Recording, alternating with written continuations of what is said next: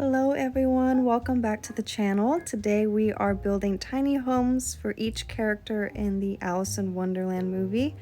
I am going to be splitting up the videos into multiple parts just so the videos aren't so long, doing one character at a time, so let's get into it. Our first character is the main antagonist, the Queen of Hearts. She is a quick-tempered monarch who gives death sentences even at the slightest of offenses. Here we are building on the biggest lot of Brindleton Bay. This is a world that comes with the expansion pack Cats and Dogs if you're interested in picking up that pack. I am first going in with some terrain manipulation. This is a tool that I use and find very beneficial when I am building tiny homes or any type of fantasy build where I want to add dimension. So maybe I'll put the house on top of a hill, or I can build a lake by lowering the terrain. But it's a very helpful tool. I recommend using it. Am I the best with it? Absolutely not. But it takes a lot of practice and I am still learning as well. As you can see, I'm already starting to build the outer shell of the castle, or tiny castle if you want to call it that. I used some octagonal pieces for the towers and just some regular squared and rectangles for the main base of the house. I then used some roofing. I'm using the pentagonal roof pieces for the towers. The trick I'm doing there is actually using that arrow that's pointing up. It either can lower it or raise the roof. And then the ones on the side that you might have saw me use was for to manipulate the shape of the roof. So maybe add some curves or any type of things like that. You just hold those two little circles and then you can manipulate it left or right to adjust the shape.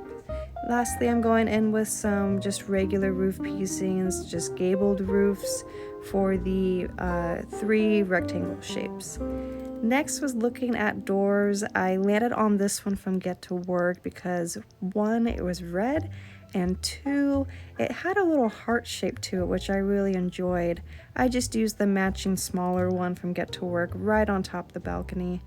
And I already did the windows off of camera. These are from the Get Together expansion pack. I was having a hard time deciding which ones to use, but I decided to use these ones. I thought they were perfect. That pack is 10 out of 10 in my book for any type of fantasy builds that you may do. Roof paint, I just went with the simple black one from base game. Same with the roof trim, but I did it in red, a more thinner one. It's hard to see a little bit, but I think that was the point. I didn't want it to be super thick. Next was some fencing. This is a fencing from Get Together as well. Using a lot of that pack today, even on the inside, you'll see.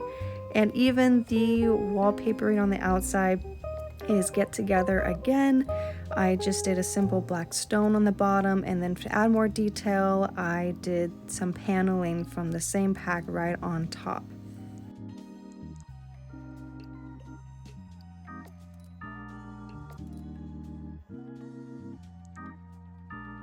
Next, I went in with some foundation paint. I just used a basic one from base game.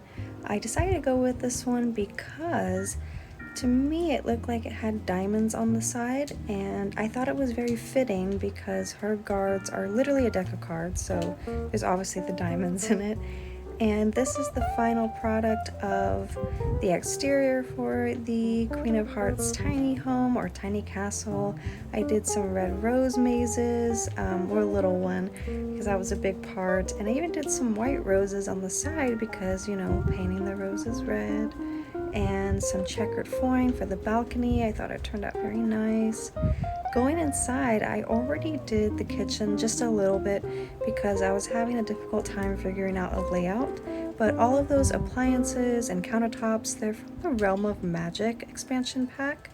I did a little, kind of like a breakfast nook over there, but it's really just the dining room. But at that cottage living table and then some base game chairs. I was looking at some things to furnish the living room with. I landed on these 2 couches from base game. There wasn't really a lot of red ones I had besides in base game, but I went with those ones. I decided to go with the smaller one just because I think it fit the space just a little bit better. And then that fireplace is from Cottage Living. That chair is from base game, and then so are the candlesticks. That rug is from base game as well, and then that side table is from Horse Ranch. Upstairs, I did a regular base game bed and chair on the end over there. I decided to go with some matching end tables from Get Together, just in black. I think it fit I like to match my end tables and then the bed together based on the different woods that I'm using. And then this little nook was the perfect space for my wardrobe in red from Horse Ranch. Over here I decided to do a little bit of a reading nook. I used these bookshelves from Get Together and I put them together to make it look more built in. There's actually a trick to do that to make it look more built in. It's a cheat you can use to put things closer together without having it prohibit you from doing that. Those ones are going to be testing cheats true. You'll just put that in your search bar and then it's going to ask if you want to enable cheats. You say yes, and then you type in bb.moveobjects and you'll be able to freely place things.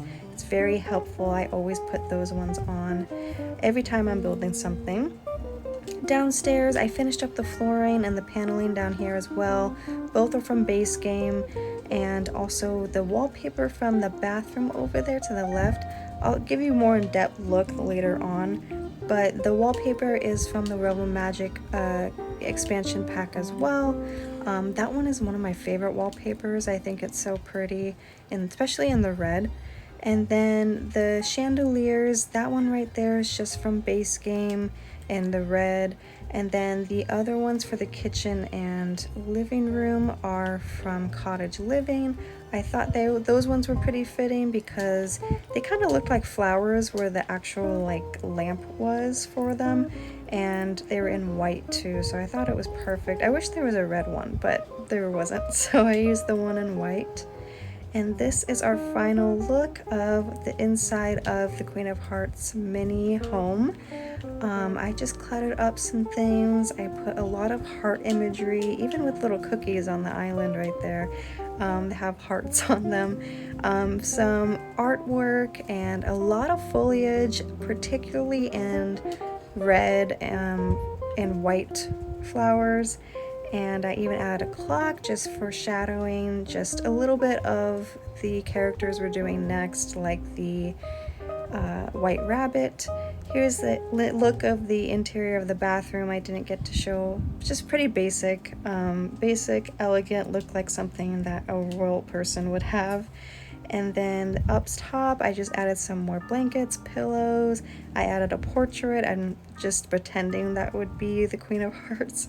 And a lot of roses all around. I even added some sconces too, just to match and add a little bit more lighting. And that was the end of our castle build. I even added some things outside, just some more fountains and a pergola, and I thought it turned out very pretty and elegant. Well, if you guys liked this video, please give it a like, comment, please subscribe to the channel. I am building a mini series for all of the upcoming Alice in Wonderland characters, so you'll want to stay tuned for those. Anyway, you guys have a wonderful rest of your day, and we'll see you in the next one.